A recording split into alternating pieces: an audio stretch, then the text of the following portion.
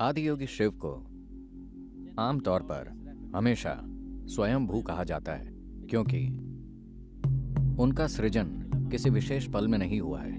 उनका सृजन किसी विशेष स्रोत से नहीं हुआ है, वो स्वयं प्रकट हुए हैं। इसीलिए शिव शब्द का अर्थ है वो जो नहीं है।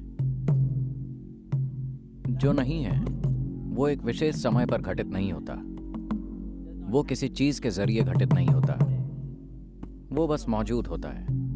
इसीलिए शिव थे। सृष्टा ब्रह्मा आए और उन्होंने सृजन शुरू किया, तो अनेक आकाश गंगाएं, ग्रह, जीव, इंसान, ये सभी उनसे निकले। सृष्टि का चक्र शुरू हो गया और शिव जो स्थिर बैठे थे ने अपनी आंखें खोली और सृष्टि को देखने लगे।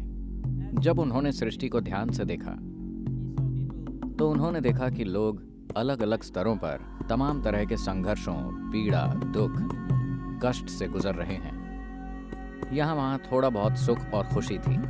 तो जब उन्होंने ये देखा, उन्हें सृष्टि अच्छी नहीं लगी। उन्होंने चारों ओर देखा। फिर उन्होंने देखा कि ब्रह्मा को अपनी सृष्टि पर बहुत गर्व है। वो बहुत ही गर्व और खुशी से अपनी सृष्टि को देख रहे थे। फिर उन्हें लगा कि दो आंखें पर्याप्त नहीं हैं, इसलिए उन्होंने इस ओर देखने के लिए एक और सिर पैदा किया। वो किसी चीज से चूकना नहीं चाहते थे। फिर उन्होंने एक और सिर पैदा किया, फिर एक और, फिर उन्होंने एक पांचवा सिर पैदा किया जो उनके गर्व के लिए एक ताज की तरह था। किसी खास चीज को देखने के लिए नहीं, बस एक और सिर को ताज की तरह पहनने के लिए।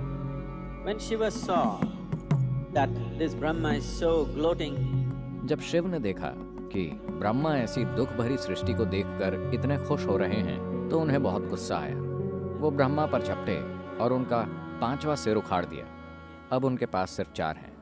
ब्रह्मा पीड़ा से कराते हुए बोले, आप मेरे साथ ऐसा क्यों कर रहे हैं? तो शिव ने कहा, क्या आप अपनी बनाई सृष्टि को लेकर शर्मिंदा नहीं हैं? हर कोई दुखी है। लोग तमाम तरह के संघर्षों से गुजर रहे हैं। लोग कई तरह के दुख, पीड़ा और कष्ट भोग रहे हैं। ब्रह्मा बोले, मैंने पीड़ा को नहीं बनाया है, न ही मैंने खुशी बनाई है। मैंने बस सृष्टि बनाई है। ये उनके ऊपर है कि वो इससे कैसे गुजरते हैं। ये उनके मन में है। फिर शिव ने कहा, मन को किसने बनाया? वो भी आपने बनाया है। ब्रह्मा बोले, मन का अपना कोई गुण नहीं है, वो सिर्फ मौजूद है। लोग उसे खुशी में बदल सकते हैं या दुख में। लोग उसे कष्ट में बदल सकते हैं या परमानंद में। ये उनके ऊपर है। फिर शिव बैठकर बहुत ध्यान से सृष्टि को देखने लगे। उन्होंने हर जीव को ध्यानपूर्वक देखा और फिर अपने मन को जानना चाहा। इसलिए उन्होंने अपनी आंखें बंद कर ली और अपनी ही सृष्टि, अपने मन की प्रकृति को देखने लगे। और जब उन्हें आत्मज्ञान हुआ, जब उनका आत्मज्ञान एक विशेष संपूर्णता पर पहुंचा कि वास्तव में सृष्टि गुणहीन है, हर व्यक्ति जो चाहे वो बन सकता है, मन गुणहीन है। जब उन्होंने ये ज्ञान पा लिया तो वो इतने आनंद विभोर हो गए, इतने आनंद विभोर कि वो उछलने और नाचने लगे। he danced wildly out of his joy and ecstasy.